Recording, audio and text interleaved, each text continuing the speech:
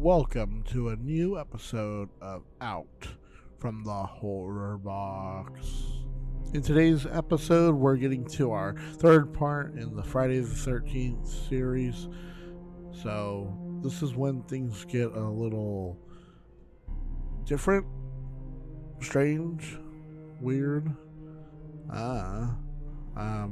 Especially with these three entries.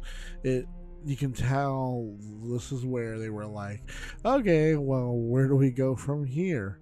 And they had ideas for where they want to take this series. But obviously, they didn't have everything they needed to go ahead with the story that they wanted to tell. So they kind of delayed that and were like, okay, well, let's make a couple of different films in between. So then they decided to pair Jason with someone else. And then they were like, oh, okay, well, where do we go from there? And where do we go from here? And there's only so many places you can take Jason before it's like, wow. Where else we go, right?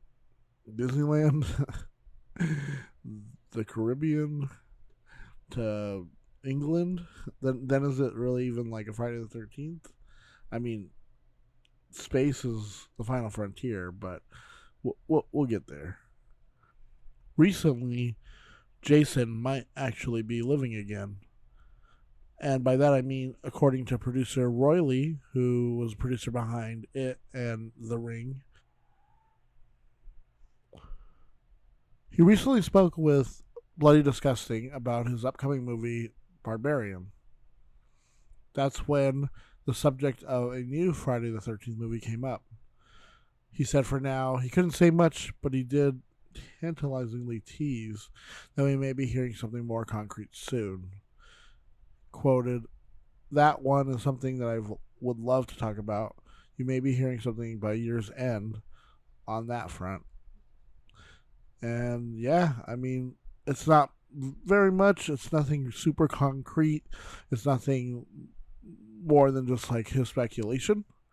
But I will say, just hearing of news of a new Friday the 13th is amazing, because it's been like 13 years or more since we've seen the last of Jason Voorhees, and that was just a reboot. And I'm assuming they're probably going to do some kind of reboot again with this one, because the rights are all over the place now due to the decision where, Victor Miller retains the original Friday the 13th story structure, but Sean Cunningham owns like the adult Jason with the mask, but he can't really call him Jason. It's all this whole mess.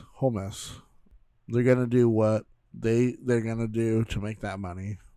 So if it's by listening to fans and giving us what we want, or if it's just by putting something out that they can just finally have the new rights to, whatever it is, I'll be there to check it out and see if it's good or not, and we can talk about it later on here.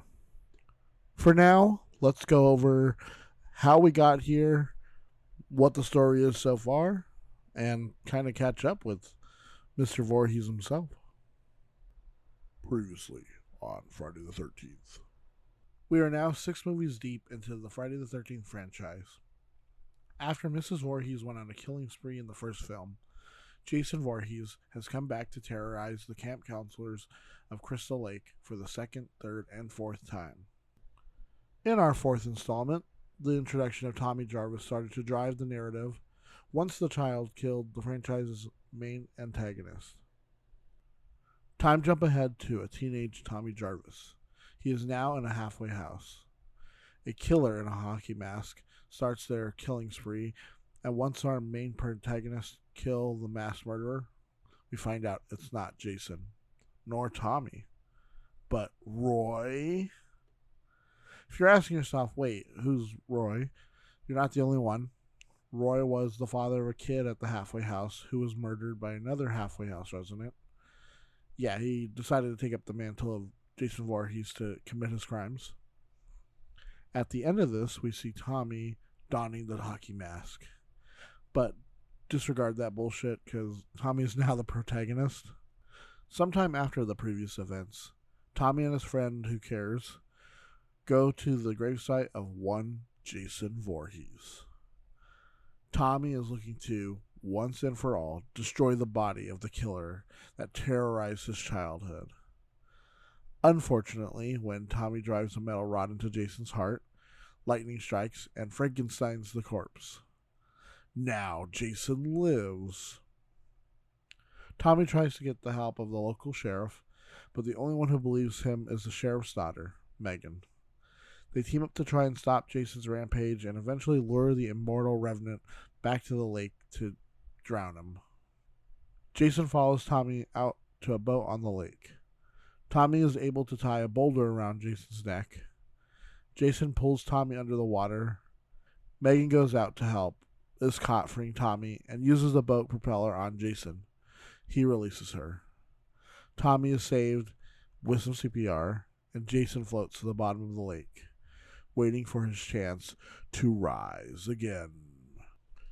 And now that you have 6 movies literally wrapped up for you, ready to go, let's get into 3 more as we conclude the second half of this long franchise of Friday the 13th with Friday the 13th Part 7, The New Blood.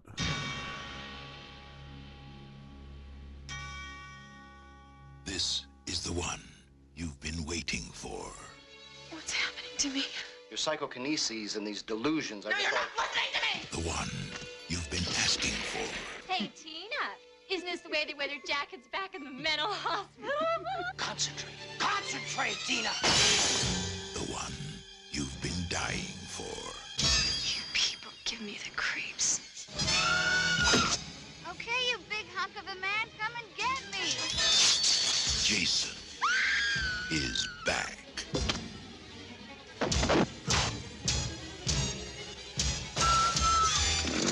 But this time, someone is waiting.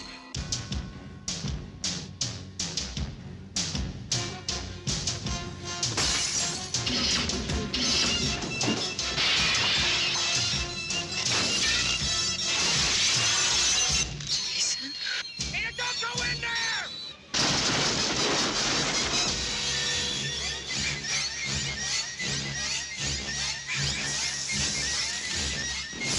Friday the 13th, Part 7, The New Blood. Friday the 13th, Part 7, The New Blood, is a 1988 American slasher film directed by John Carl Buechler. After witnessing her alcoholic father physically abusing her mother, a young Tina Shepard attempts to escape the chaos at home and heads out onto Crystal Lake in a boat. When her father follows her in an attempt to stop her, Tina's dormant telekinetic abilities emerge, and she accidentally destroys the dock her father is standing on, causing him to fall into the lake and drown. Years later, teenage Tina is still struggling with remorse surrounding her father's death. Her mother, Amanda, takes her to the same lakeside residence as part of her treatment from her psychiatrist, Dr. Cruz. He begins a series of experiments, verbal assaults, designed to agitate Tina's mental state, forcing her powers to become more pronounced. In reality, he is only trying to exploit her psychic powers. After a particularly upsetting session with Dr. Cruz, Tina runs from the cabin and to the dock thinking about her father's death. While thinking about him, she wishes he would come back. Her powers unwittingly awaken mass murderer Jason Voorhees, who was chained at the bottom of Crystal Lake years ago, and he emerges from the water to commit another killing spree. Next door to the Shepard residence is a group of teens who are throwing a birthday party for their friend Michael. The group includes Michael's cousin Nick, Preppy Russell and his girlfriend Sandra, Ben and his girlfriend Kate, science fiction writer Eddie, stoner David, perky Robin, shy Maddie, and snobby socialite Melissa. Nick, who has arrived just for the party, becomes attracted to Tina, much to Melissa's chagrin. Melissa attempts to break up Nick and Tina, even go as far as kissing Eddie to make Nick jealous, but her schemes are to no avail, other than making Eddie feel spurned thereafter. Tina tells Nick about Jason and has a vision of him murdering Michael. Meanwhile, Jason accidentally kills Michael and his girlfriend Jane, later murdering another couple camping in the woods as well. When Tina goes off with Nick to find her mother, Jason proceeds to kill the other teens one by one. Russell and Sandra go to the lake for a swim. While Sandra goes skinny dipping, Russell's killed with an axe to his face. Sandra discovers his body before she's pulled under the water and drowned. Maddie goes looking for David, but finds Russell's body. She runs for help, but Jason attacks her in a nearby barn and kills her with a sickle. Jason then kills Ben by crushing his skull, and then Kate by driving a party horn into her eye. Inside the house, Jason stabs David and slices Eddie's neck open. Upstairs, Robin finds David's severed head and is thrown out a window to her death. When Jason attacks Dr. Cruz, he saves himself by using Amanda as a human shield, but Jason eventually kills him with a pole chainsaw. Tina finds her mother's body shortly thereafter and uses her powers to electrocute Jason and to crash part of the house down onto him. When Nick and Tina try to tell Melissa what happened, she thinks that they are crazy and tries to leave, but Jason kills her with an axe to the face. Nick tries to fight off Jason, but he's quickly subdued. Tina unleashes her powers, breaking Jason's mask and exposing his disfigured and decomposed face. As the battle rages on, the Shepherd Lakeside cabin is destroyed by an explosive fire, and the attack continues on the dock. Although Tina is unable to kill Jason, she unknowingly summons the spirit of her father, who rises from the lake and drags Jason back down with him into the depths of Crystal Lake, chaining the serial killer once more. The following morning, Tina and Nick are taken away in an ambulance. Someone finds Jason's broken mask in the wreckage, and the screen fades to black as Jason's whispers can be heard in the distance. To get into some of the behind-the-scenes production, after the previous installment, Friday the 13th Part 6, Jason Lives, which reintroduced the Jason Voorhees character, Part 7 was originally intended to be a crossover film between Jason Voorhees and Freddy Krueger. With each Friday the 13th sequel, the box office profits were diminishing, with the films in the Nightmare on Elm Street series grossing nearly twice the amount of the Friday films. Paramount Pictures proposed the crossover idea to New Line Cinema, the rival company who held the rights to Elm Street films. With Paramount controlling domestic distribution and New Line controlling international distribution. The idea was abandoned after the two companies failed to come to an agreement, with the concept only coming to fruition after New Line Cinema purchased the rights to the Friday the 13th franchise, releasing Freddy vs. Jason in 2003. One of the concepts for Part 7 was conceived by associate producer Barbara Sachs and was noted as being similar to the plot of Jaws, wherein a corporate land developer covers up the previous Jason Voorhees massacre in order to profitably build condos on Crystal Lake. Executive producer Frank Mancuso Jr. resisted the idea, and screenwriter Daryl Haney stated, "There's always a teenage girl who's left to battle Jason by herself. What if the girl had telekinetic powers?" Sachs, who considered the Jason vs. Carrie concept to be an interesting idea, wanted the installment to be more respectable than the previous entries in the series. Haney stated that she wanted it to be unlike any other Friday the 13th movie. She wanted it to win an Academy Award. Several high-profile directors were considered for the job, including Italian filmmaker Federico Fellini. The film's original working title was Birthday Bash, chosen to conceal its identity as a Friday the 13th film. The entire production of the film was scheduled, completed, and released within 7 months. Shooting took place from October to November 1987 in Baldwin County, Alabama, at Burns Lake off SR 225, and nearby Mobile.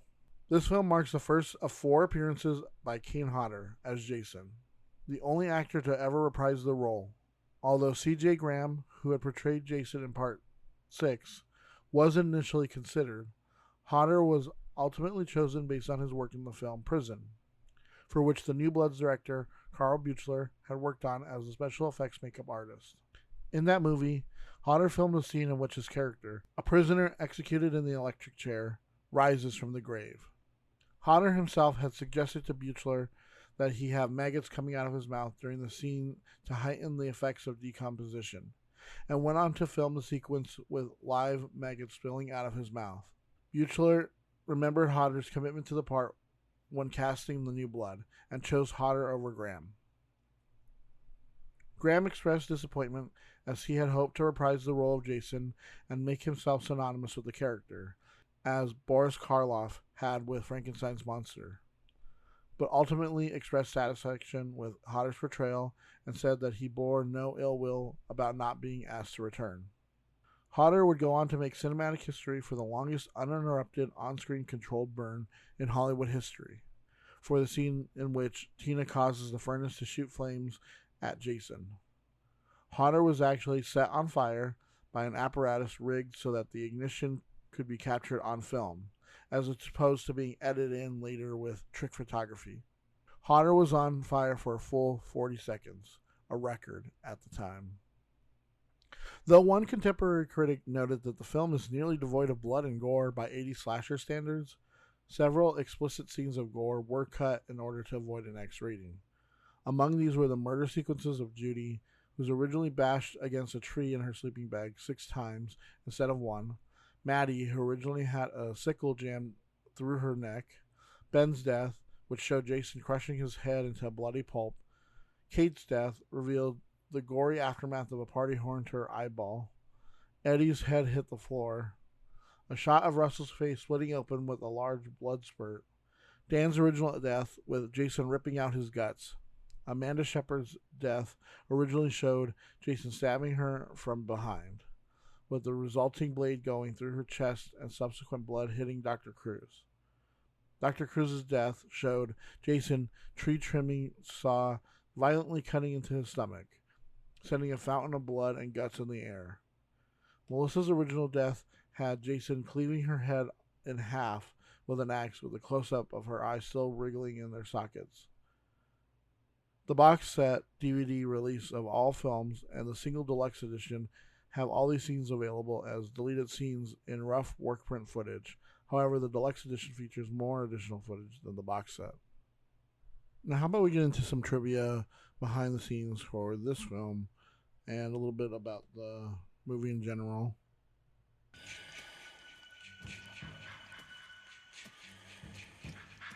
Director John Carl Buechler has publicly fumed many times over the years about the number of edits required by the MPAA to avoid an X rating. The film had to be submitted 9 times to the Motion Picture Association of America before being granted an R rating, and it stands as arguably the most heavily censored entry in the Friday the 13th series.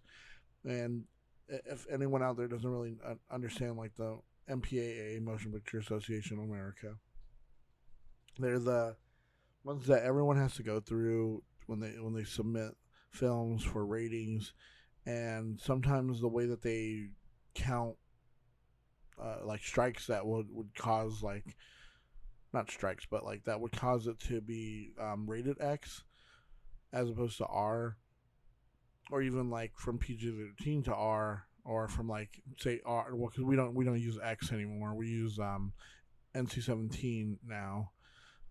But before, they're essentially the same rating now.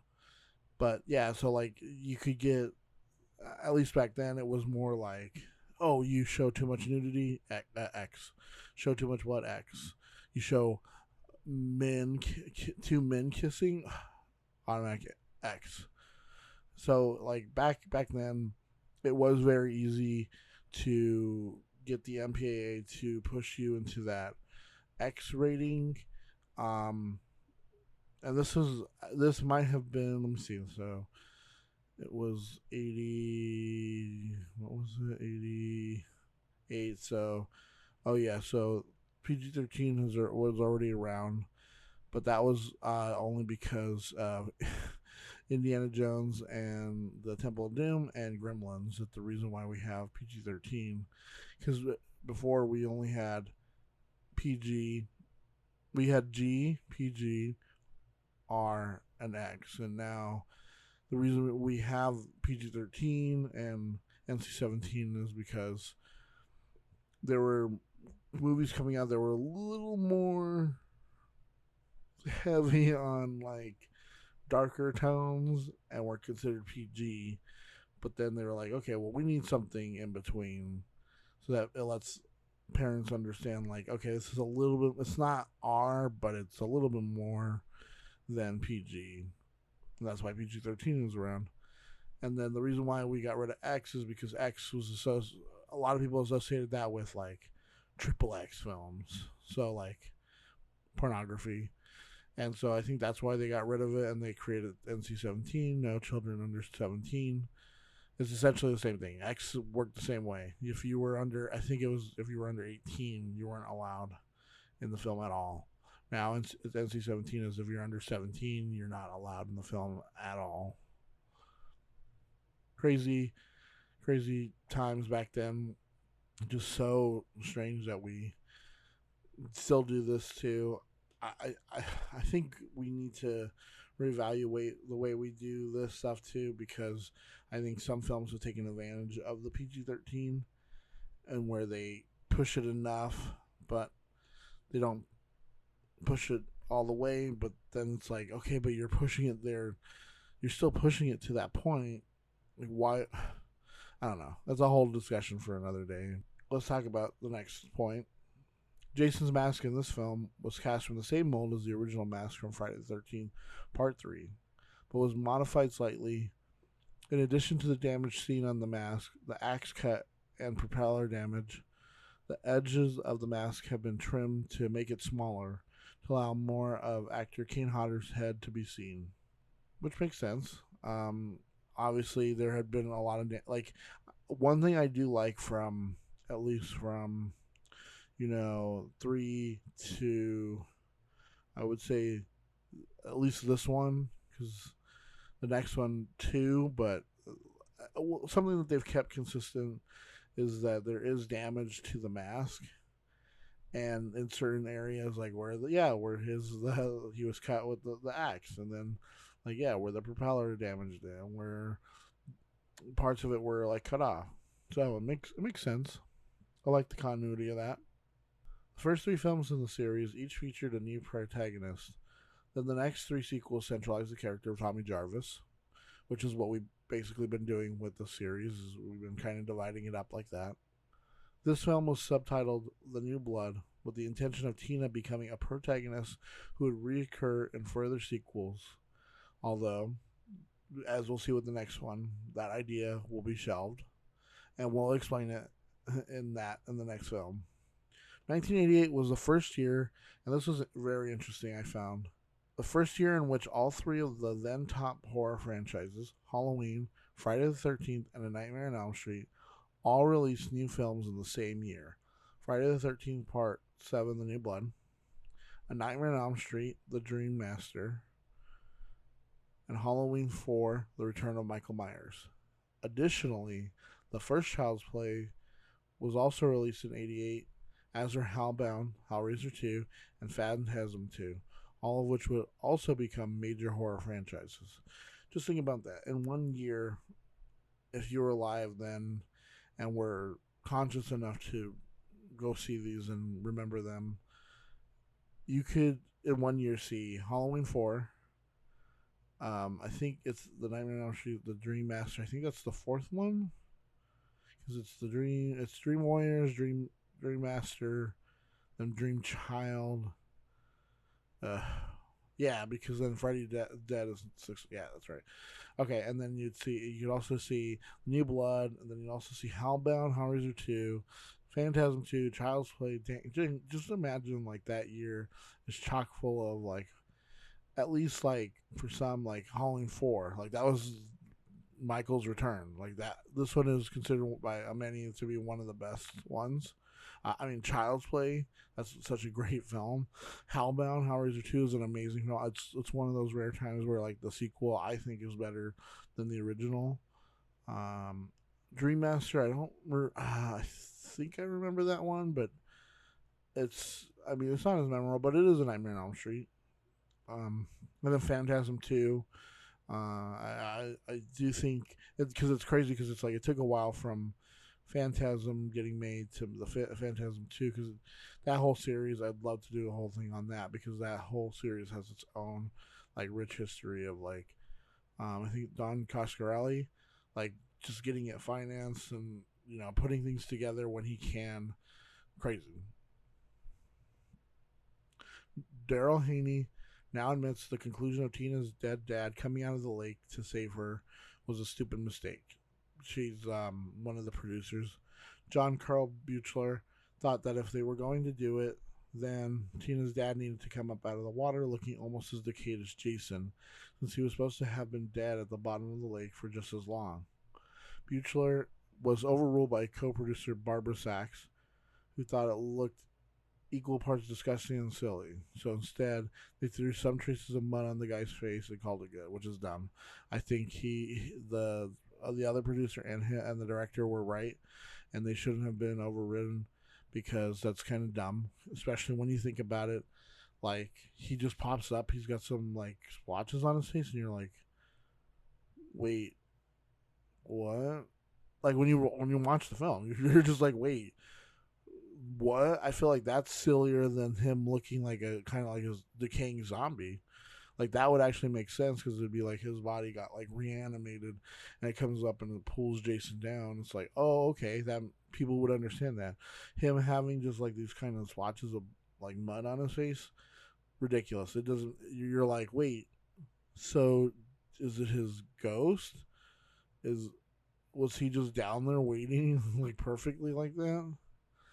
It's kind of dumb. That's the one part about this, I think, besides like all the edits that they did to cut down on the gore, that because I really do think this film is one of the better ones. I do like the look of Jason in this one. Like, you can see his spine like coming out, because he's been in the water for so long, decaying. And I think like the wet look on him looks pretty good. The mask looks good. Like when she breaks off his mask, it looks awesome. His face, the face, like the effects look amazing. I like the idea of him taking on a character that has powers themselves, and it's not just like, oh, it's like someone strong enough to take on Jason. Someone who has these powers that are different from him. It's not just like, oh, let's just keep like stabbing him until he's dead. At the time of its release, this was the first Friday the 13th film to have a peaceful ending that does not hint to Jason or some other killer returning for a sequel. The first 6 films all had some sort of ominous, scary ending that foreshadowed more killings in future films. The film sequel, Jason Takes Manhattan, ends in a similar peaceful way, which is what we'll see right now as we move into that film, the 8th one. And we'll see what comes about that. But yeah, I mean, I do like it that there's no weird like jump scare at the end where Jason comes back out, or his mom's decaying body comes out of the water, or he crashes through the window, or there's someone else wearing the mask this time. Ooh, are they going to be the killer? Ooh. Like all these silly ending things. I mean, they are kind of silly, but at the same time, I like them too. I'm kind of making fun of them, but at the same time, I kind of like them. I like that they have like that's one thing that about the Friday the 13th that they consistently have are these endings that are like, ooh, what's gonna happen next? So it's just kind of weird and out there to have this kind of, well, Jason's gone. Let's go back, I guess. All my friends and my mom and, my doctor are dead. Let's go back. My house is destroyed too. What do we do? Especially because when you know what was supposed to happen with the next one, it's kind of like, I wish they just had stuck with it. But that's it for this film, and we'll just kind of wrap it up right here. Pretty good one, I would say. I can't wait till the next episode and I get to my rankings. of which ones, because just to let you know, this is going to be pretty high on my list because I like this one. I like this one a lot. So now let's move on to the next installment.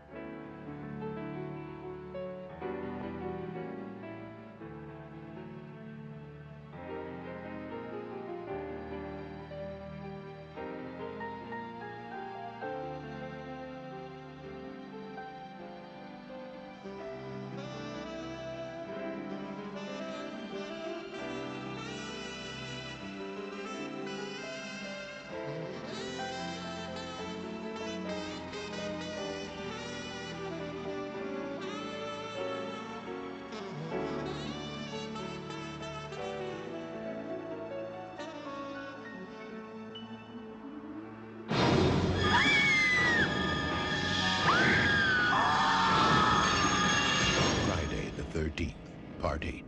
Jason takes Manhattan. Now, New York has a new problem. Friday the 13th, Part 8. Jason Takes Manhattan is a 1989 American slasher film written and directed by Rob Hedden. While aboard a houseboat on Crystal Lake, teenager Jim Miller tells his girlfriend Susie the legend of Jason Voorhees before playing a prank on her with a hockey mask and a prop knife. The boat's anchor damages some underwater cables that shocks Jason's corpse, which is still chained to the bottom of the lake, and revives him. He sneaks on board, takes the mask, and kills Jim with a harpoon gun before impaling Susie. The next morning, the SS Lazarus is ready to set sail for New York City with a graduating senior class from Lakeview High School, chaperoned by biology teacher Dr. Charles McCulloch and English teacher Colleen Van Dusen. Van Dusen brings McCulloch's niece, Rennie, along for the trip despite her aquaphobia, much to his chagrin. Jason sneaks on board and kills rockstar wannabe J.J. Jarrett with her guitar. That night, a young boxer who lost his match to champion Julius Gaw is killed by Jason in the ship's sauna. Rennie, searching for her pet border collie, Toby, discovers prom queen Tamara Mason and her friend Ava Watanabe doing drugs. McCulloch nearly catches them moments later, and Tamara pushes Rennie overboard, believing she told on them. She then uses video student Wayne Weber to record McCulloch in a compromising situation with her, but rejects Wayne's advances afterwards. Jason kills Tamara with a shard of broken mirror after she showers. Rennie sees visions of young Jason throughout the ship. Jason kills Captain Robertson and his first mate. Rennie's boyfriend and Captain Robertson's son, Sean, discovers them and tells the others before calling for an emergency. Ava finds Tamara's body and flees. Jason chases Ava into the disco room, where he strangles her to death on the dance floor. The students agree to search for Jason, while McCulloch decides that the deckhand is responsible. However, the deckhand is found with the fire axe in his back. Wayne's corpse catches fire and causes the ship to take on water. With the other students that were left in the disco room seemingly dead, McCulloch, Van Dusen, Rennie, and Sean escape aboard a life raft and discover that Toby and Julius are still alive. They row to New York, where Jason stalks them through the streets. Rennie is kidnapped by a pair of junkies, and the group splits up to find help. Julius fights Jason but becomes exhausted, and after Jason does not go down and gets decapitated by a single punch from Jason. Rennie escapes from Jason when he kills the punks that kidnapped her. She runs into Sean, and they reunite with the teachers and the NYPD before Jason kills the officer who is helping them. Rennie crashes a police car after a vision of Jason distracts her. Van Dusen is incarcerated in the car when it explodes, and it is revealed that McCulloch is responsible for Rennie's fear of water, having pushed her into the lake as a child. They leave him behind, and Jason drowns him in a barrel of toxic waste. Jason chases Rennie and Sean into the subway, where Sean incapacitates Jason by pushing him onto the third rail. When Jason revives, he chases them through Times Square to a diner, and then to the sewers where they encounter a worker. He warns them that the sewers will be flooded with toxic waste at midnight.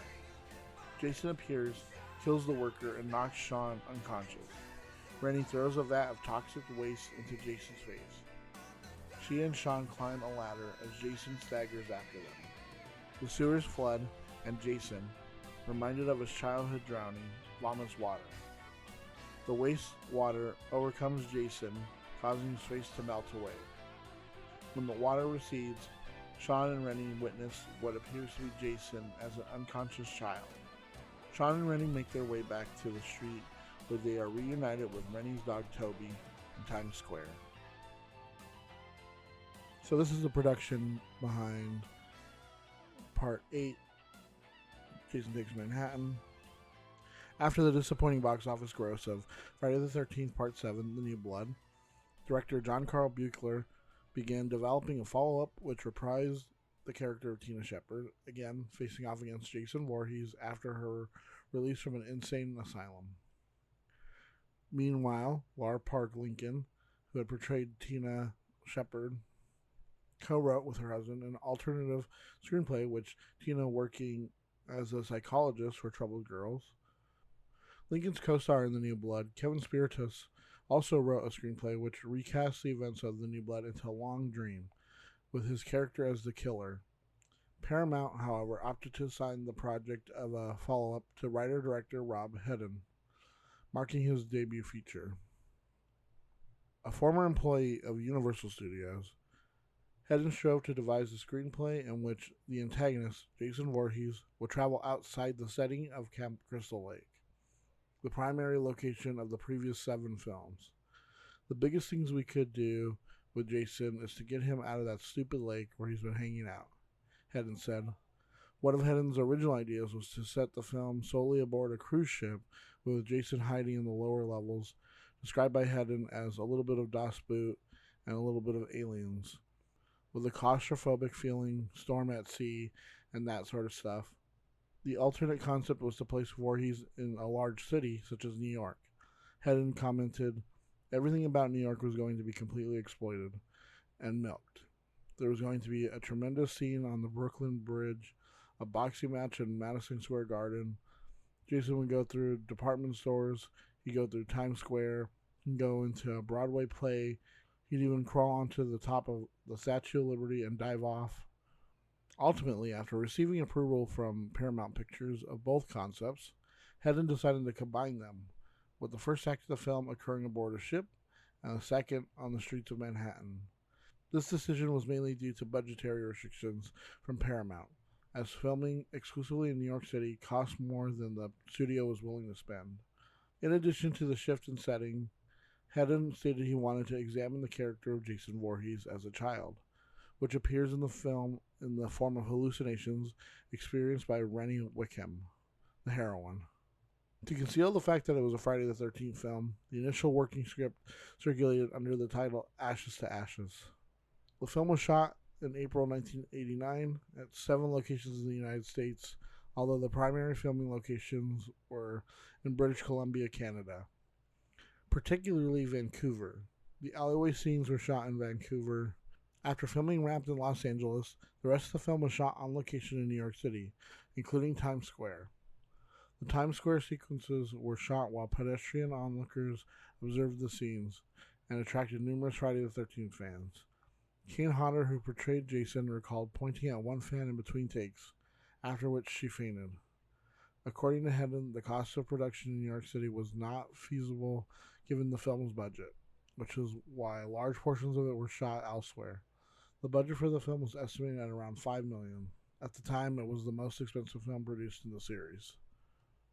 And there's scenes in it too that you can tell were meant to be like, oh, okay, this is probably where they were gonna do the Madison Square Garden part, like where he's boxing that guy on top of the roof, or they're chasing him through alleyways, but it's like, okay, they could have been like, you could have thrown a department store in there or something, and yeah, it would have been fun to see Jason like, oh, the Statue of Liberty right behind you, or something like that. You know what I mean? Like, it would have been an interesting idea if they would have just had a bigger budget and they would have gotten more shots. Because honestly, that's one thing that I feel this movie it lacks is the Manhattan, the taking of Manhattan part, because it's like this long boat, drawn out boat like sequence that you could,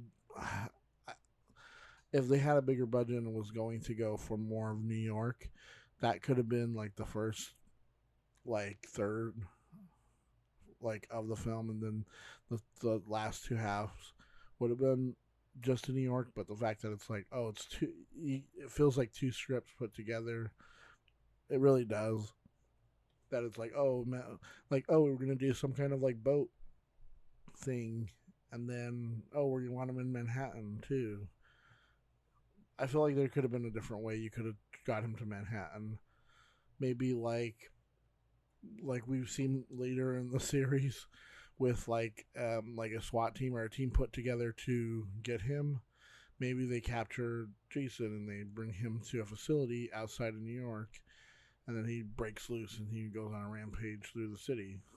Which, see right there, could have been a little bit better, but who knows? I mean, that's just one idea.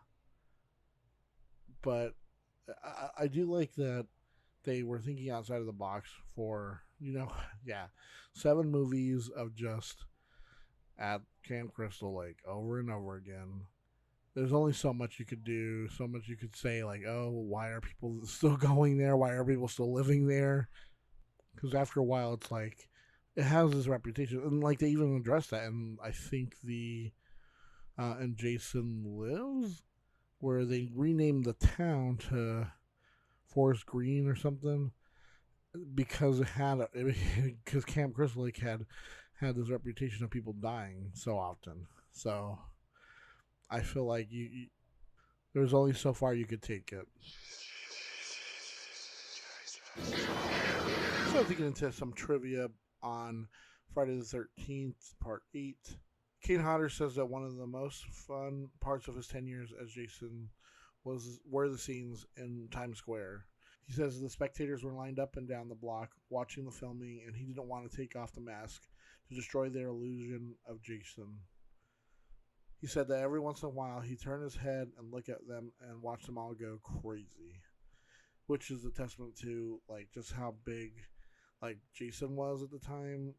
Like he literally was on Arsenio Hall, and Kane Hodder as Jason literally did a whole interview not saying anything, just motioning, and had the machete the whole time.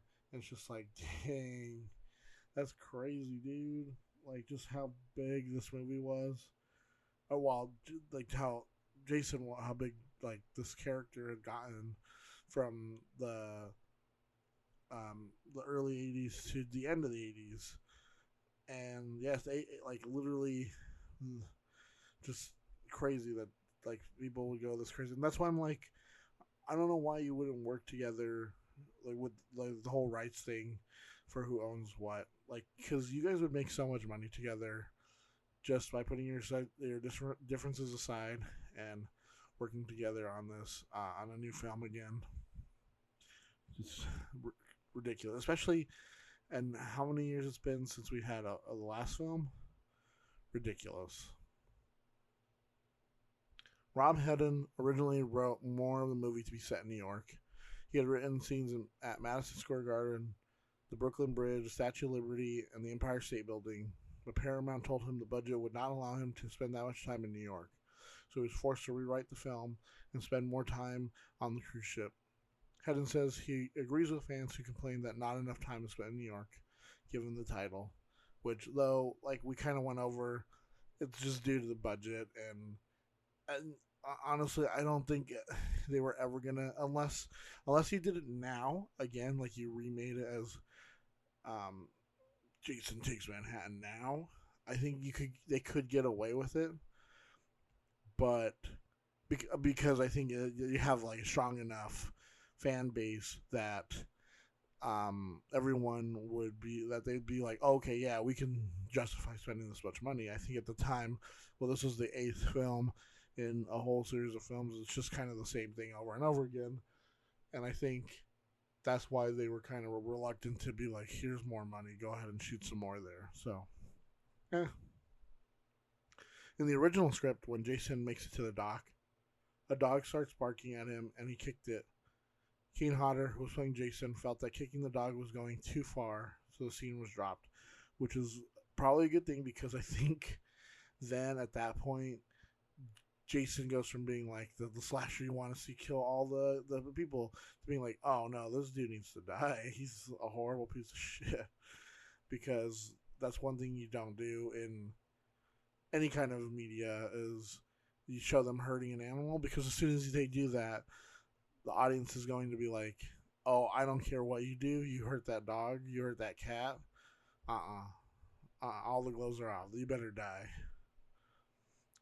Laura Park Lincoln originally wanted to sign on to reprise her role as Tina Shepard in Part 8, but she wanted a higher salary than what was paid in Friday the 13th, Part 7, The New Blood. Paramount told her that their budget could not afford to pay her any more than what she bargained for, and because of this, she turned down the part. Thus, Paramount decided to rewrite the entire script for Part 8 to take the movie to a whole new direction, which later completely excluded the character of Tina, as they decided that they did not want anyone from Part 7 to return. This series needs an anchor, like someone to kind of anchor it to, because at least with Halloween, you get, in the first two, it's Jamie Lee Curtis, and then from the first two through the sixth film, you get Dr. Loomis. And I think that's why Resurrection fails a little bit, and I'll talk about that later when we get to that film. But with H2O, we got Jamie Lee back, right? And she was in for like a little bit, but then there was no character to associate with. And I think that's why that failed. And then the same thing with Rob Zombie's second Halloween is because they became such unlikable characters that you had no one to sympathize with. And that's why I think it failed as well. And I think that's why these new ones resonate a little bit better, is because they're at least trying to bring back, legacy characters. And I think that's why A Nightmare on Elm Street worked well, is because you see it with the second one. People didn't really cling on to it really well until later, but I think because you brought Nancy back for the third one, and then the character from the third one is in the next one, and then one of the characters from that one is in the other one. Like Nightmare on Elm Street, when it gets to Freddy's dad, there's like no character you can associate with. Like they didn't even try to bring Nancy back or anything like that, and it just kind of ruins everything. I know I'm overanalyzing all this, but I think when they had Tommy Jarvis, at least, it kind of created this through line, right? So that's why that I feel like the fourth, fifth, and sixth feel like stronger together, because they have a character in common. Like they're okay, it may not be the same actor, but at least it's it's supposed to be the same person. But I don't know. I really wish they would bring him back, or at least bring back maybe another character or so. Like, and we'll get into it the next film, because you'll see what they kind of wanted to do with that and how it kind of ultimately failed. But yeah, I really think it needs like someone there. But 1989 marked the second, and as of 2021, last year in a row where entries from three biggest slasher series of the decade, Friday the 13th, Nightmare on Elm Street, and Halloween, were released in the same year. Friday the 13th, Jason Takes Manhattan, obviously. Nightmare on Elm Street 5, The Dream Child. Halloween 5, Revenge of Michael Myers. And it's just crazy that these these heavy hitters are just like to be alive in 1989. That was like literally the year before I was born. So it's like, oh, that would have been, if I was like older, it would have been so much more impactful, because I could have seen these films. Yeah, sure, they were like, these ones aren't the best ones, especially Halloween 5, Jason Takes Manhattan, and The Dream Child. They're not the best ones in the series. This is where they were already lagging, and they were trying to. This is where they were like, how much longer can we keep doing this? We're getting into the 90s. I don't know if we can keep doing this much longer. But we'll see, obviously, in hindsight, some of these fared better and kept going. Some of them, well, for the most part, all of them. Like the 90s was like not the best time for horror. So let's move on. The Julius Gaw character was a holdover from the original script. Writer-director Rob Hedden originally envisioned the scene taking place in Madison Square Garden, where Julius and Jason would engage in a boxing match before Jason eventually punches his head off. Actor Vincent Greg Dupree was actually really punching Kane Hodder because he was a big, tough guy wearing plenty of padding. So to make it look real, Hodder just told him go all out and actually punch him. The original scripted ending featured Jason being completely melted by toxic waste and his soul finally being released. But the studio changed it so that if there was a chance of a sequel, they didn't write themselves into a corner. Which is literally what everyone always does with horror films. And that's why, like, when they always say, like, oh, this is the last one. Is it, though? They always have to make it so that it's like, oh, is he dead? Dun, dun, dun. And I don't know. Honestly, I think it would have been like a game changer if they would have just stuck with that. Like, kill them off. Because, and I want to get into my theory about Friday the 13th, but it's so bad. But it's got to wait till the next one. But I mean, you had already tried to do that. You'd already tried killing him off once before, and I mean, even if you wanted to bring him back, you could have just brought him back. Like you kind of done it before, so you could. I mean, you didn't have to melt him by toxic waste, but you could have done something like, oh man, like no one could have survived that toxic waste.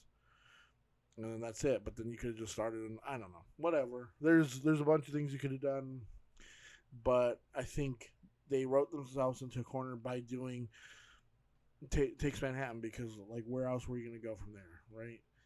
And that's what we're going to see with the next one, where they can go with Jason next. And yeah, let's move on to that.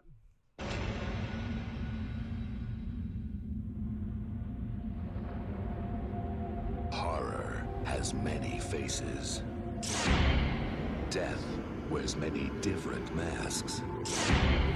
But pure evil wears only one. And this is your final chance to see it.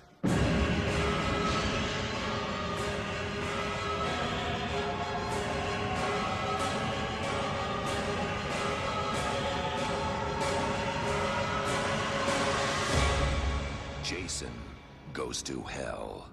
The final Friday.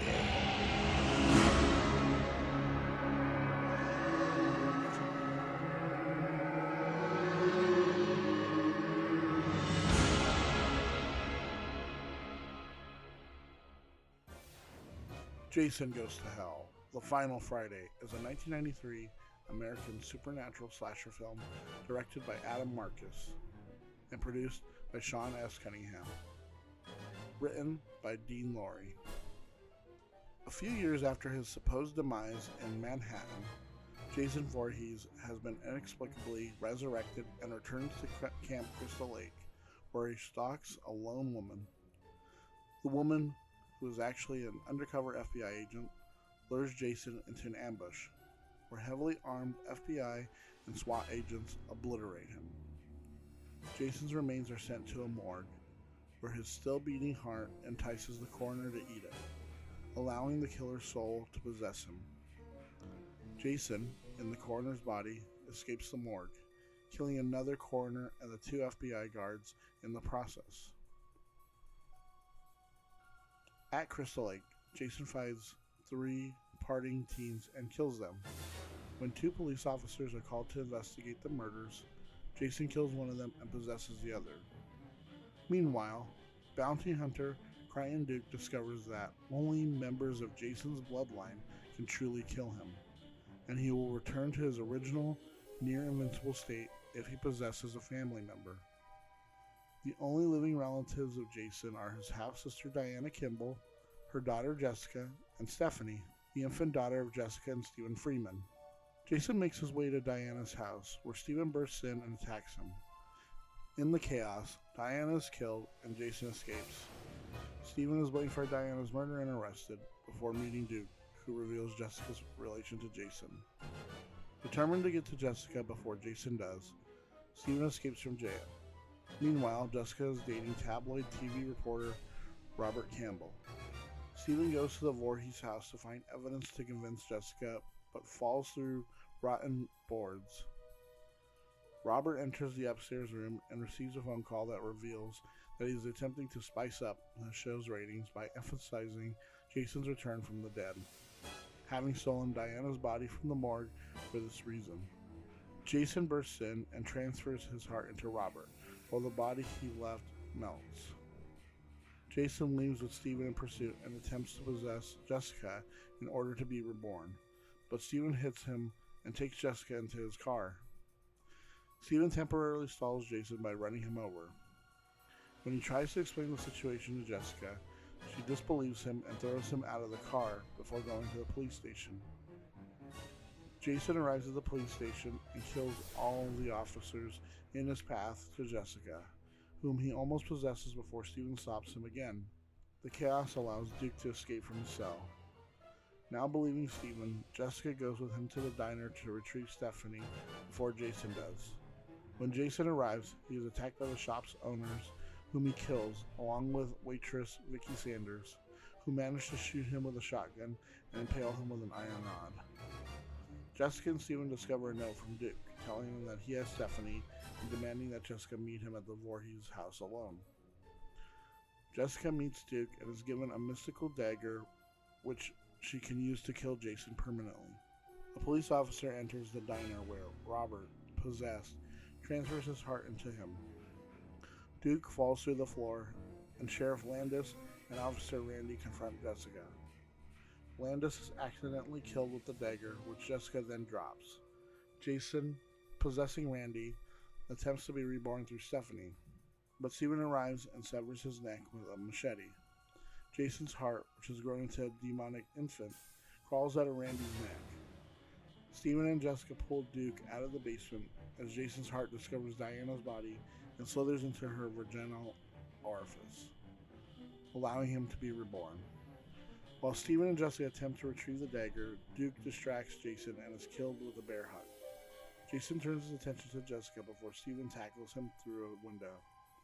The two battle while Jessica retrieves the dagger and stabs Jason in the chest. As the souls Jason accumulated over time are released, demonic hands burst out of the ground and pull Jason into hell.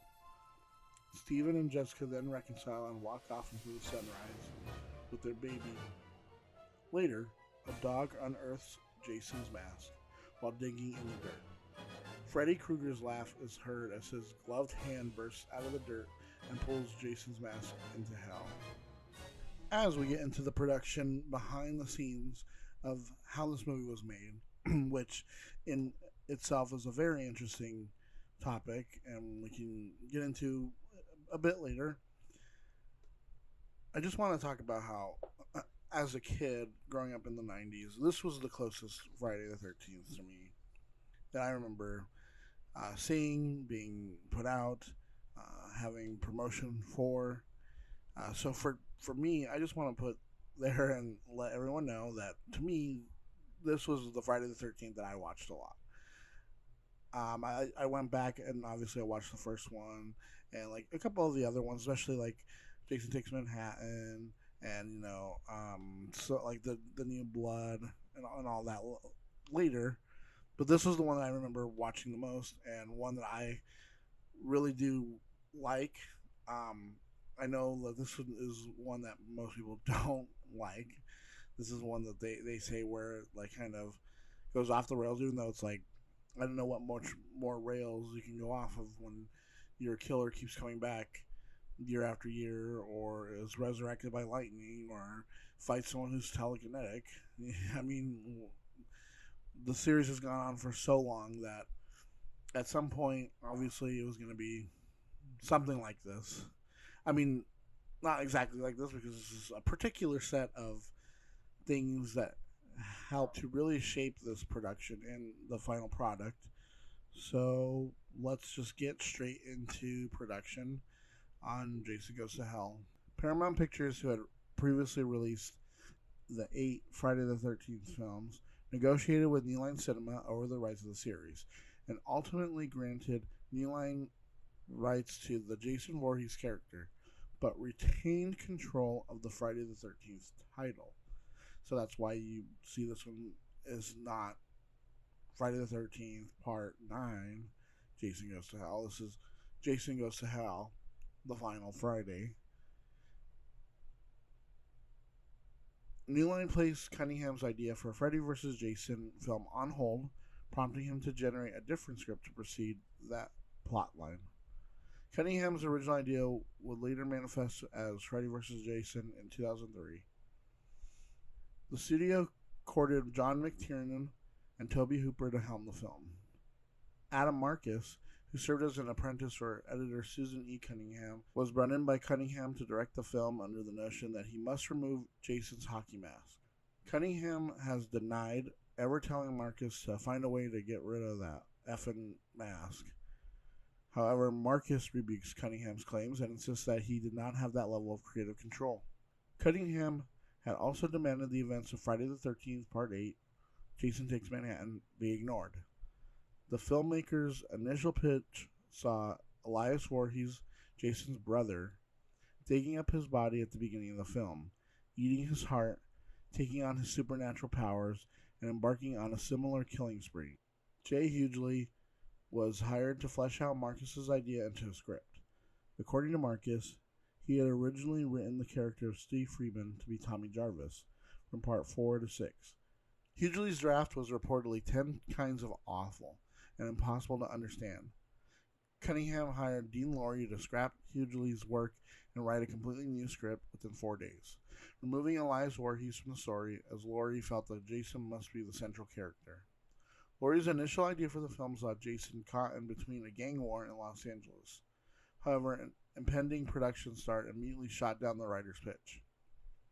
Michael DeLuca of New Line Cinema disliked Lorey's rewrite, but greenlit the film regardless. Lorey moved on to another project, prompting the studio to turn to Leslie Bohem to provide a polish to the script over a weekend. Louis Abernathy of House 4 The Repossession was enlisted for further rewrites for the opening sequence.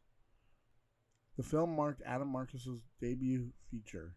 Having just graduated from film school, Marcus was originally attached to direct My Boyfriend's Back for Touchstone Pictures, but the studio's parent company, Walt Disney Studios, did not want to hire a first-time director, and Marcus was dropped from the project.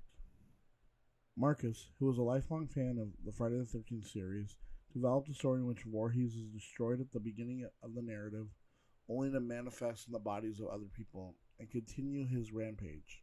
Marcus would later acknowledge the concept similarity to that of The Hidden, though he stated he had not seen the film at the time and that the similarity was coincidental. Which, if you haven't heard of The Hidden, it's honestly crazy that I'm shocked if he had at least like seen something from it or heard about it, because it is surprisingly similar. It's about this serial killer or this person who's going on a killing rampage, like a rampage, right, throughout the town or city or whatever, right? And it turns out it's like an alien slug that can just transfer to body from body to body, right? So the only way to kill it is to kill it when it's in its like slug-like form, because if you just kill it when it's in the body, it's just going to transfer to another body. And it has Kyle MacLachlan, so it's like, okay, I think at the time Kyle MacLachlan was a more well-known name, and I don't think The Hidden was that big of a film, but I feel like if you are into horror films at the time, you probably would have heard about it or seen it maybe. But anyways, Kyle MacLachlan is another alien from the same world or whatever, and is a slug also. He just happened to inhabit the body of a detective, and him and like another guy are going around. They're trying to catch it, and basically it's very similar. Honestly, like, if he never heard of it, it's like, okay, yeah, I can see that. Like, there's times where I come up with ideas, and then later, like, I see something, and it's like, hey, I have the same idea. Well, not the same exact idea, but I had a similar idea to that. So, who knows, right? But let's get back to that, the production. Marcus decided that he wanted to create the most deliberately stereotypical and cliche-ridden opening of the film as possible to toy with the audience's expectations, only for the story to take an unprecedented turn with Jason's unexpected death by the hands of the SWAT team. The special effects were provided by Al Megluchetti and effects studio KNB, the former having signed on to the film after friends of his from KNB notified him of its development. The colors of the visual effects were chosen by Marcus. In November 2017, Adam Marcus revealed that an overlooked plot point of the movie is that Jason Voorhees is actually connected to the Evil Dead franchise. The filmmaker stated, Pamela Voorhees makes a deal with the devil by reading from the Necronomicon to bring her son back. This is why Jason isn't Jason. He's Jason plus the Evil Dead. And now I can believe that he can go from a little boy that lives in a lake to a full-grown man in a couple of months to zombie Jason to never being able to kill this guy.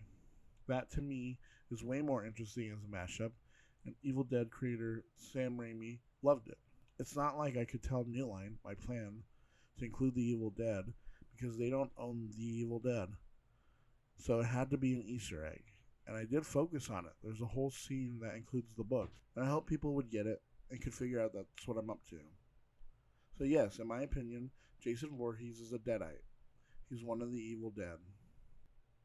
Honestly, it's an interesting idea. That's kind of what I kind of thought when I watched it as a kid, was like, oh, okay, so... And that's why when I was a kid, I kind of put that together, because I knew what the Evil Dead was and what the Necronomicon was. Because in my head, he was this kind of revived, like, zombie-like being, but I never put it that he was a Deadite. I never, thought that. I don't think he's a Deadite. That doesn't make any sense. I think a Deadite is a little bit different than that from Jason. Like, that's not at all. But let's get into the next part, because I do want to talk about a little bit into this. In December 2017, on the podcast Cinnamon Toast Crunch Cast, Marcus revealed Creighton Duke's intended backstory. A teenage Creighton was out on Crystal Lake with his girlfriend. Jason capsized their small boat and pulled the girl down into the lake. Creighton tried to save her but could not. She was never seen again. Creighton vowed revenge, and from that moment on, he spent his life in the study and pursuit of Jason. He became a bounty hunter just to fund his work in taking down his nemesis. And when you hear interviews from Adam Marcus, you hear that it was supposed to be pretty interesting, pretty funny, pretty essential to Creighton Duke's story. Like, because he does come out of nowhere, and you're tended to be like, wait, this guy's been hunting him this whole time, which is what I kind of thought. And I always thought, okay, am I missing something? Did he pop up somewhere along the way? I never knew, because there were so many of them too, so many movies, and I was like, I don't know if this is who this is supposed to be. And then you also learn that, like, there's a lot to this that was cut down. I was watching an interview with him that he did. It might have been that 2017 interview. But yeah, it's strange. It's like he gave them he did shoot a lot for this film, and he gave them a lot, right? He said he had, like, the first cut was like 2 hours. It was bloated long, too much. They had to cut it down. There are characters who were cut out. There are plot lines that are just like this, that were just dropped. I know there's a lot of visual effects that they heavily cut down, and then he said a lot of the gore was cut down. He said it was very gory, that they just came up with tons of ideas on how to, like, kill people, and basically they just chopped it down. He said that's why he prefers people watch the unrated cut over the one that is available, just the theatrical cut. Honestly, I need to watch the unrated cut because I don't think I've ever seen it. But it's such an interesting idea, though, to me. Like when you're trying to explain a character that just comes back to life, right? Like, oh, he got stabbed with a with a wrought iron and lightning struck him, and he comes back. Why? I mean, to me, honestly, Jason doesn't really need a reason to keep coming back. But the fact that he was like let's give him a reason. Like let's go into why he comes back. Let's give him more of a history. Let's give him more of this, and like let's make it like more than just like he said, like what people want to see is just like a wrestling match, him versus someone else, Jason versus somebody else, and it's like I think, and I think I do agree that I think he did it at a time when horror wasn't ready for this type of thing to kind of go into and explain this type of stuff because they had just come out of the 80s and it was just this whole long decade of just like sequel after sequel after sequel, just more killers, more serial killers, so killer after another, just, and all you see is that's it. That's all you're going to the movie for. You're not going there to understand why they're killing or what is going on. And I think like this had been post like now post the rights and getting into Jason a little bit more. I think then people would at least have given it more of a like, oh, okay, this might be a little bit more interesting. Oh, okay, yeah, it's weird to. I mean, I don't think everything would have landed, but I think like having the Crichton Duke character, and like honestly, if they could have made Steve's character Tommy Jarvis, I think it would have worked way better. I think honestly, if you would have been able to bring that character back, it would have tied back to the series. It would have tied things a little bit closer. I think maybe the not having the Necronomicon, no, leaving that in there, but maybe like explain, like sitting there and explaining it a little bit to the audience would have helped a little bit in this. And maybe his original cut did, because he was talking about how in that interview how what he wanted from was that the reason why people's like bodies were melting was that like Jason's soul was like pushing through and trying to take over, and like when their faces would melt, you would see like the hockey mask pushing through, like through their skull. And so when he was talking about like that's what he wanted to do a little bit more, but he couldn't, just because it was just like the visual effects of the time were all practical. And I don't know. I feel like there was an interesting way to do this. Like if you sat down and you took this as the template and you're like, okay, let's really sit through and sift through a little bit with this. And to me, the reason why I think I liked it and attached myself to this a little bit more strongly than like the other ones was because they did try to explain things. Because I'm not saying everything needs to be explained. Not everything needs to be explained. But the fact that you're trying to incorporate, especially after so many films, I think after so long, then it's kind of like, okay, maybe we should start explaining things a little bit here. That's when I think everything could have been interesting. It could have been an interesting story to see, like Jason like body hopping from person to person.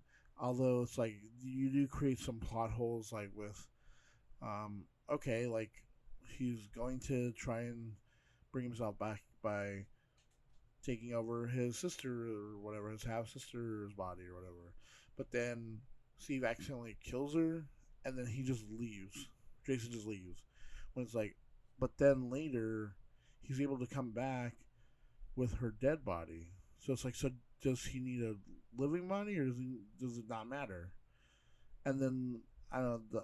It was like a weird plot hole. I don't know if it's a plot hole, but it's just kind of weird that he comes back and he's like the Jason from the beginning, like looking exactly the same. Maybe if they made him look like more. I think there is, at least there's like some stills that I've seen where it's like more of a demonic being that comes out first and then becomes Jason. See, that's why I think I like this, because it brings up so many questions, and you want answers to these questions that I think the other ones didn't really do. That they didn't really like. Okay, it's just some guy killing these kids. That's what it is. Getting revenge because his mom died, or they killed his mom. That's what it is for the first four movies. Well, for the second to the fourth film, and then the fifth one's obviously it's Roy. It's Roy. And then from the sixth movie to now to this one, it's just the same thing again. He's just killing these people just because. And now you're trying. Well, they didn't try to give him a reason why for that in this one, but they were trying to at least explain like why he's still alive and why he keeps coming back.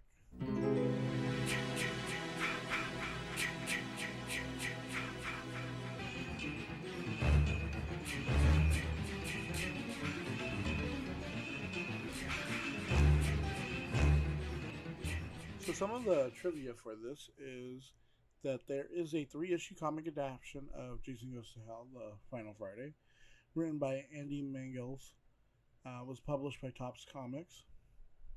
As the comics are based upon the original shooting script of the film, elements were left out of the film were used in them. And honestly, I'd love to go look at this and see if I could try and find them somewhere, because that's what I always love about like film and scripting, is that there's things in scripts that are like just dropped out that are like interesting ideas, or like maybe the original script was, maybe the film was a comedy, but then originally it was like set to be a horror film or something, or it was supposed to be more dramatic and then it became more comedic, or the opposite, it was more comedic and then it became a serious film. And I'd love to just see what, like, how it compares from, you know, the shooting script to the final script. The FBI sting that occurs at the beginning of the film is foreshadowed in the novel Friday the 13th, Hate, Kill, Repeat, which takes place between the events of the 7th and 8th films. The epilogue of the book states that the FBI, upon discovering Jason Voorhees actually exists, have begun making plans to trap him and send him straight to hell. Which I think, honestly, if you would have set that up in another movie, like, prior to this, I think it would have worked out a little bit better. Like, because it just comes out of nowhere that they're just like, oh yeah, let's kill Jason, who's been a legend all this whole time, but then at the same time, like, the sheriff knows and the town knows, to the point where they renamed the town, and then I guess they renamed it back. I don't know. It's like he's a myth and a legend, but at one point, and then he's not at another point. Whatever. Freddy Krueger's clawed hand coming out of the ground and taking Jason's mask was a reference to, obviously, Freddy versus Jason that was going to come later, and it was in development hell since '87. But one cool thing about that is that the gloved hand isn't Robert Englund's, because obviously why are you going to get Robert Englund for just one shot of not even his face? Because honestly, that's his moneymaker, is his face. Okay, that's why you bring back a Robert Englund.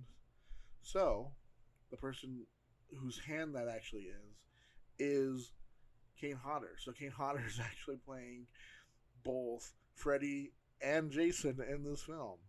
So that's I always thought that was kind of cool, because it's like, dang, dude, you played Freddy and Jason in this one movie. Kudos. The film features the appearance of the Kandarian dagger and the Necronomicon Ex Mortis from Evil Dead 2. Jason, Freddy, and Ash Williams would later meet in the comic book series Freddy vs. Jason vs. Ash. It was a story adapted by writer Jeff Katz from a Friday the...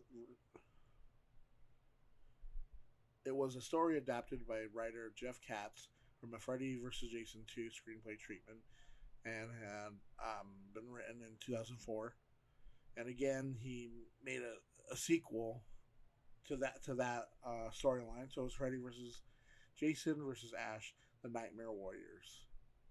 And I did look into it a little bit. It is a very interesting idea, and I would love to have seen that as the sequel to Freddy versus Jason, because it does introduce a more centralized character that we can identify with, which is the one thing that I was talking about. How, like, with this film, it would have helped to have Tommy Jarvis back as an anchor character. But with this, because Ash is there to fight Evil Dead, to the Deadites, to stop the Necronomicon. And Jason would have been like a version of a Deadite, or like summoned back from the Necronomicon, and Freddy is a nightmare demon. So to have him fighting these two is an interesting idea, and like you'd be rooting for Ash to kick their asses, right, the whole time.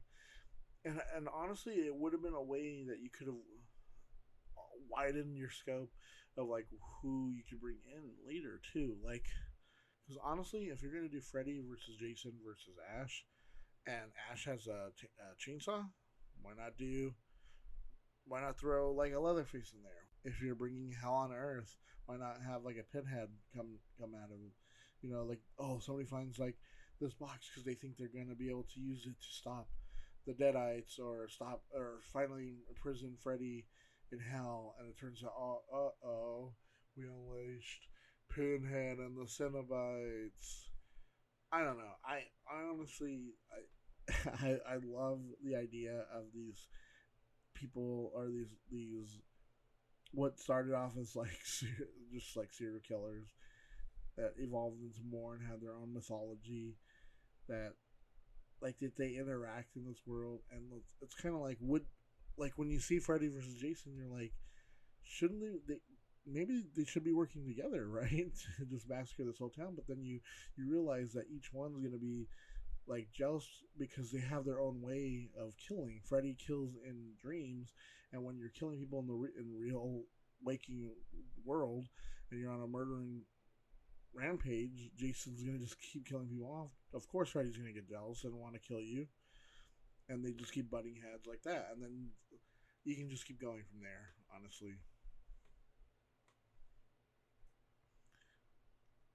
the Jason Goes to Hell depiction of Jason Voorhees is featured in the 2017 Friday the 13th, the game. Because of a continuity error in the film regarding Jason's damaged eye, which I always wondered why it looked weird when I watched the movies, but that's why it's an error that they made. His in-game character model is mirrored from the movie counterpart. His in-game character model is mirrored from his movie counterpart. As the Gun Media developers explain, in Jason Goes to Hell, everyone kind of knows where a mistake was made on Jason's undermask. It's Jason's left eye that's supposed to be damaged, because in part 4, he takes the machete to the head. But in Jason Goes to Hell, it was reversed on accident. So he decided to fix it.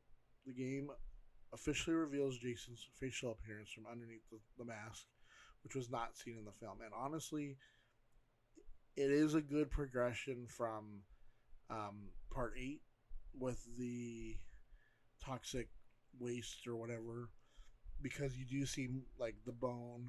It's like bone on above his eye, bone on like around his mouth, so you can tell like, okay, like that toxic waste kind of melted away the skin and muscle, but then there's like other muscles and stuff too you can see in it.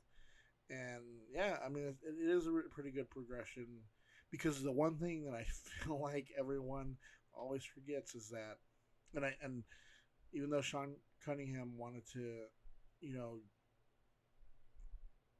distance itself from the 8th film, they are all canonical. They are all canonical. All movies, all the movies are canonical to the Jason Voorhees story. One early concept for the film was Jason Goes to L.A., in which 2 rival gangs would be fighting. When Jason would show up and start murdering them, the rival gangs would band together to defeat Jason. And it would have been a weird progression to go from Manhattan to L.A. I feel like it would be an even stranger thing to like Because at least, like, because Camp Crystal Lake's supposed to be, like, New Jersey, I think. And so him to New York isn't that far-fetched, because literally it's right there. But to LA, it would have to be, like, what? Like, how does he get there? Where does he, whatever, right? Meh. But I'm glad that they kind of just decided to, like, not do that, because it would be like the Escape from New York, Escape from LA, where everyone loves Escape from New York. People don't really like Escape from LA. The only person who actually viewed any of the footage during their initial 28-day shoot was editor David Hanman, meaning no one was viewing the dailies as per normal procedure.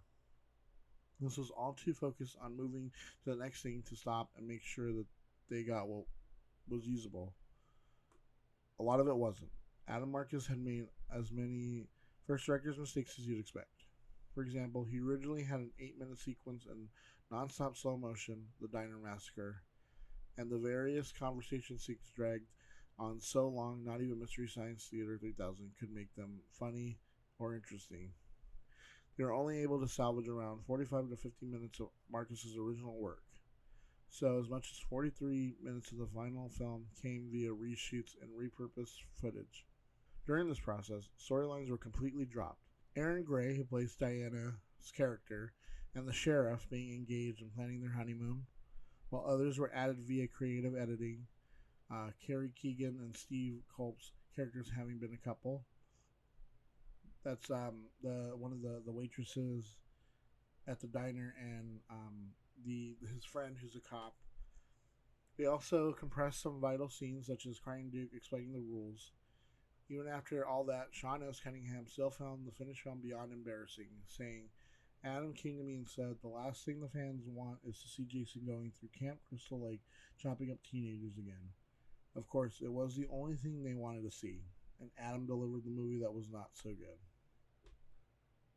And honestly, that would go back to my point of, like, I would like to see these scenes a little bit longer, but then again, yes, he is a first time director, and see, like, I can kind of see it from both sides. Like, I would like to see where he talks about all this drama, and like, oh, the movie was a drama, and like with like horror elements and this and that, blah blah blah. And sometimes you do need someone to come in and be like, okay, we need to cut these down. We need to cut this. We need to change that. We need to do this. We need to do that. Especially when, like he said, the whole idea is that, Jason goes around Camp Crystal Lake and kills people. Teenagers specifically. And that's what he does. But you're trying to give them something different, something new, something that they've never seen. So, and like, at the time, I think it's kind of the same thing with A New Nightmare, right? Where Wes Craven was sowing the seeds of this meta commentary on his work. And I think it came out at like a time when most people weren't adapt to think about, like, hey, maybe we could comment on horror. It wasn't until Scream came out. So I honestly think it would have been better for them to take some of the ideas, but like get him back to Crystal Lake. I think that would have worked out a little bit better. I don't know. Like I said, there's so much you could go into about this. There's a substantial amount of male nudity in this film, as with female nudity. Probably most notably in the homoerotic shaving scene, as many fans have come to call it. The reason for this is that director Adam Marcus viewed the previous Friday the 13th film as somewhat sexist, showing only or primarily female nudity, and thought it more acceptable show male and female nudity in equal amounts. Though a majority of fans didn't agree, prior to Jason Goes to Hell, the only Friday the 13th movie to show any male nudity were the original Friday the 13th and Friday the 13th, the final chapter. I mean, kudos though for him for like trying to equal it out a little bit, like, so it's not just like women showing their bodies. But then again, it is still from a male point of view, so you get that male, the male gaze on what a man thinks women are going to find attractive. So it's a whole thing.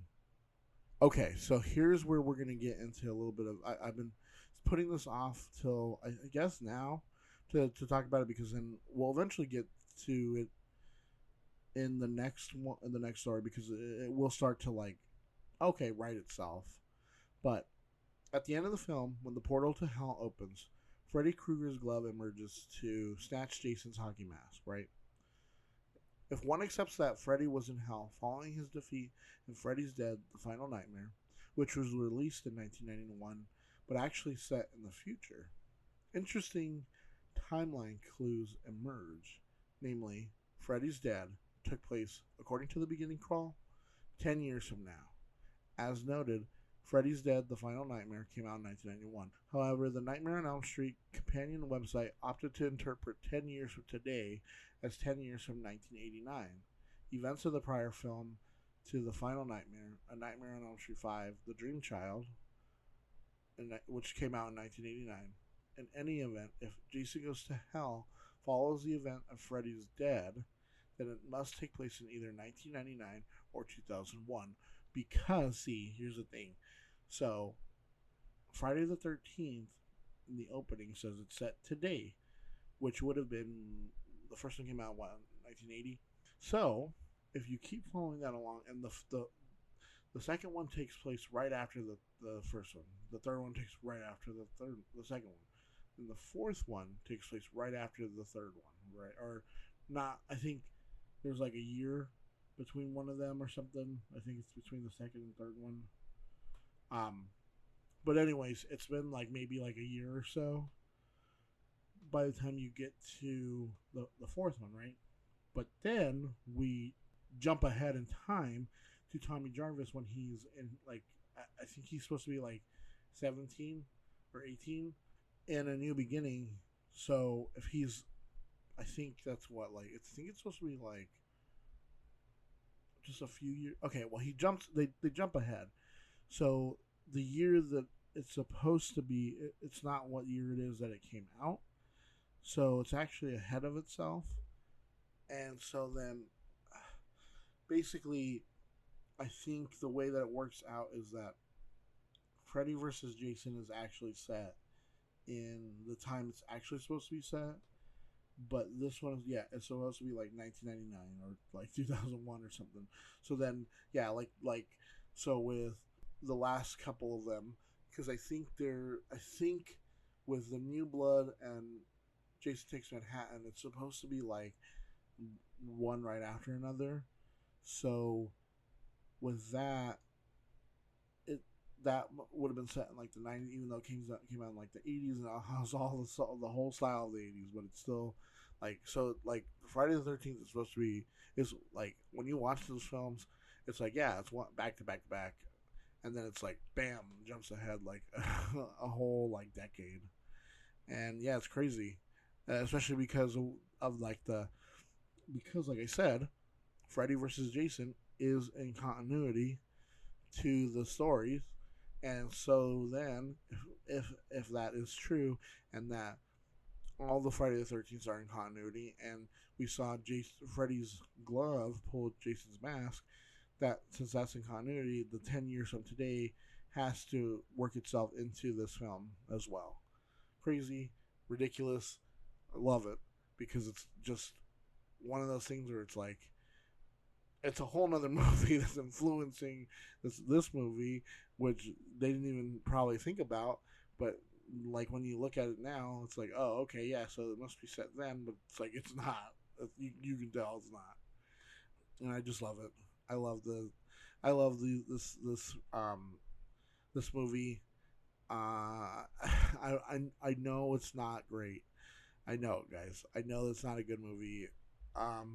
But I just love like the lore of it. I just love what they decided to do with it. Like, it's ridiculous. It's dumb that like there's like no Jason, even though that they're like, oh no, like Adam Marcus tries to argue, like, I gave you a movie with Jason throughout the whole thing. It's just it's not the hockey mask. It's like, but that's Jason.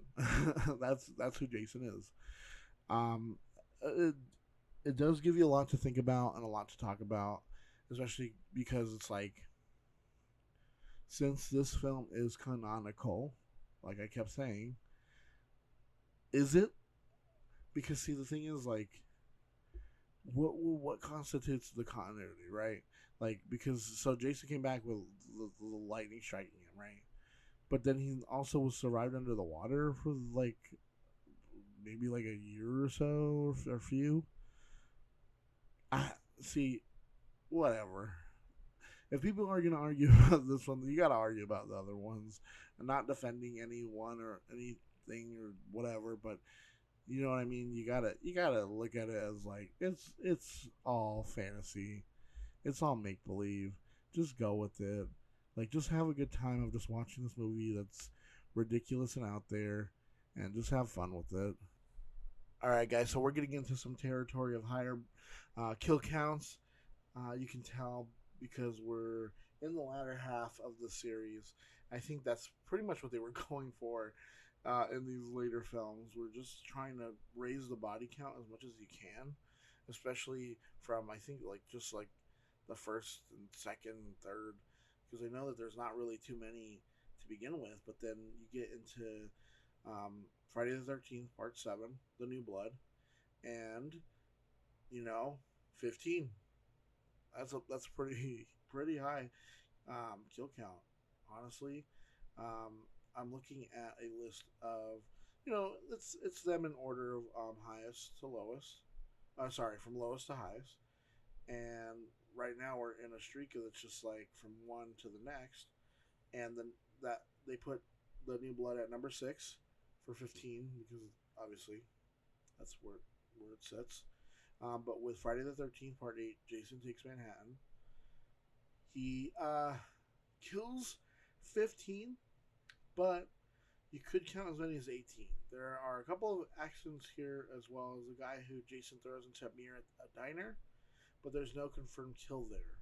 In addition, there's no way of knowing how many people were killed when the SS Lazarus sank. So you kind of have to fudge it a little bit to say, okay, 15 to 18, okay, for Jason Takes Manhattan, especially because the next, or the one before that, that had the highest was The Final Chapter. And then as in what came out, like time wise, and then the one that is at 7th place, because that was at 8th place. The Final Chapter was at 8th place with 13. The remake Friday the 13th came out as number 7, but we'll talk about it a little bit later. And then we'll get into wow. Woo, this one has a high kill count. Jason Goes to Hell, The Final Friday, is number 1 in the series so far that has the highest kill count by Jason Voorhees in a film. 25 people. No, 10 of the deaths, including a group of civilians that are killed, happen off screen, which is true. He does kill a bunch of people, and we see it later as part of like the news report or whatever. But honestly, when you think about it, you're going to hell. You're taking out everybody as much as you can, right? You're taking them all out. Taking everybody out with me. But yeah, he decided, you know what? I'm going out with a bang. I'm taking everybody with me. But yeah, that's crazy that like they just ramped up like how many. I know it's not as many as I thought it would be, but like 25 people, that's a lot of people in a movie. I mean, you could obviously kill a lot more, but I mean that's still a high murder count. To wrap everything up for this episode, I want to say thank you guys. If you've been listening to this since the first part, thank you. I'd love for you guys to spread the word on this podcast. Hopefully Halloween will cause more people to listen. I'd love for you guys to listen to this more and more. Right now, I'm having a transition for my job, so I'm able to get some stuff out for you guys a lot faster. This has been the fastest turnaround for at least for like the Friday the 13th that I've been able to do. For at least with the first two, the third one, the fourth part will come out pretty soon after, probably a week after.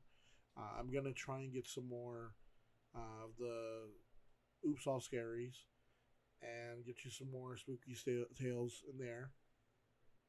I'm gonna ramp up some stuff through September and hopefully get some stuff ready for October. That'll be our series on Halloween, but I want to get some stuff on before that, especially through, like I said, through September. And with this opportunity that I have right now, I'm able to work on this a little bit more. So if I do work on this more, what I hope from everyone else who's listening is to share it as much as you can, please. I'm not begging, but I would just like for this to work out so that I can do this more. You can listen to me more. I can bring people on. It's just hard when you have to pay bills, and I know most people will tell you that, but I'm just reiterating what the truth is. It would be a lot easier if I'd be able to do this full time for you guys. But I just need more people to listen. I just need more people to download, to invest their listening time to me. I can't make everyone listening, and I know that. And there's not gonna be a lot of people who are gonna be like, oh, I want to hear some nerd talk about these films when I can listen to some other nerd talk about these films. But I've been trying to do more interesting things, and I think I've worked out some more, especially doing this and doing some stuff before has helped me to learn a little bit more on how to structure these better. Don't worry. So Halloween will be structured a lot better than these. But you can always reach out to me on Twitter, on Instagram, through Gmail. On Gmail, you can send me like a list of like things you want me to review. You can say, hey, Dom, why don't you talk about this? Did you see the news on that? Did you see this? Did you see that? You can always tag me in anything on Twitter. I'm at Horrorbox Pod, and you can just let me know, like, hey, did you see this? Did you see what's coming out with that? Did you see this new series? I'd love to just like for anyone to go ahead and let me know, like, hey, review this, review that. You can also follow on, like I said, Instagram, and that's at Horrorbox Podcast on Instagram. And I try to post as much as I can on here or on Instagram, but I'm not good with social media. I've said that before. I suck at it. So hopefully you'll bear with me. I try. Twitter is a little bit easier for me. I can just like and I can retweet and I can post right away. Instagram is a little bit different. I use that more to promote like the episodes that are coming up. But like I said, you can always tag me in anything. You can send me your stories. I want to hear your stories, especially for Halloween, especially for the spooky season. I want to hear your true stories, your fictional stories, maybe your parents' stories, something that happened with the military. I'd love to maybe even hopefully take it to the point where if I'm doing this a little bit more and not just working at some just job I hate, I'm able to, get some people to call in and like talk, and maybe even bring on some guests and hear what their spooky stories are too. But until then, guys, I'll see you guys, and we'll see what comes out from the horror box.